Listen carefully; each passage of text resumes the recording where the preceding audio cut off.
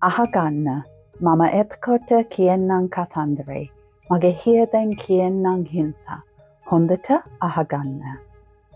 Wibada namwalin hadinwana ektararataka, me hiru yata nirandare.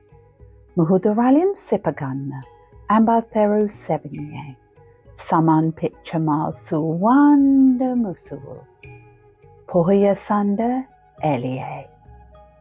And in this country of many names, an island where the sun shines and waves kiss the beach, where honey mangoes hang and jasmine perfumes the air at sunset, where the full moon hangs like a pearl in a dark velvet sky. In such a place there lived a weaver. He wove the most beautiful fabrics, the blues of the eternal sky and the shimmering sea, greens of curving coconut trees and waving paddy in the fields, the reds of everlasting love, and the golds of dawn promises and sunset dreams. And into his fabrics he wove everything he could see around him. Mahouts sitting astride great alia with trunks waving. People, backs bent in paddy fields. Stilt fishermen waiting silently amongst those waves. Croaking frogs leaping on lily pads, and clouds of butterflies heading for Sripada, the mountain with 3 names. He wove all the life he saw around him. At market he would sell all his fabrics very quickly, and each time he headed home, he would enter his small house, and there he would eat his rice and dal, brinjal and gotakola, and finish with a honey mango. And as the sweetness tasted on his lips and tongue, he heard outside, the sound of lovers whispering to each other, grandparents sharing their wisdom of the years, children asking for stories and refusing to go to sleep until they heard them. He wished he had that life, and so every night he dreamt. He dreamt of a woman with silky brown hair, green eyes full of promise, and golden sun-kissed skin.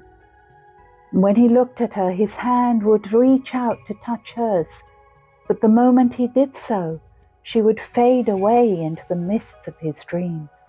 Every night he dreamt of her, and every morning he woke up and he would go looking for her. He looked for her in the paddy fields amongst all the workers, and she wasn't there.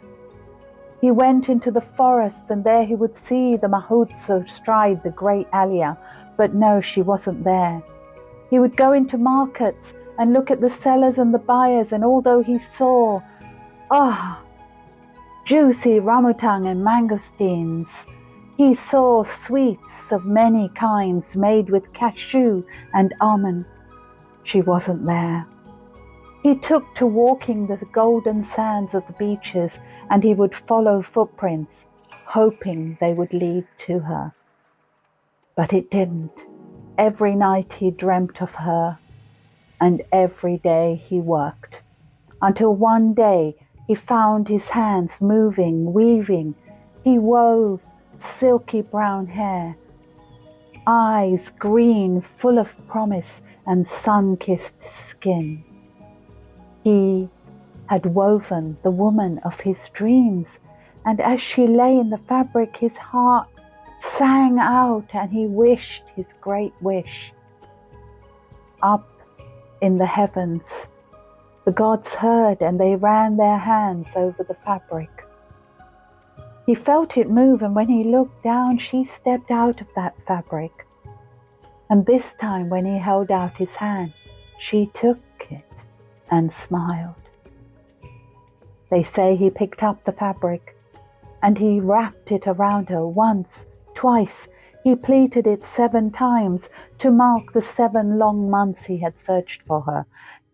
He wrapped it one more time and threw the piece over her shoulder to fall shimmering to the floor. And that, they say, is what she wore on their wedding day, the very first sari. And we, each of us, are given our saris by our family, and either our mom or our grandma wraps it around us as the story is told.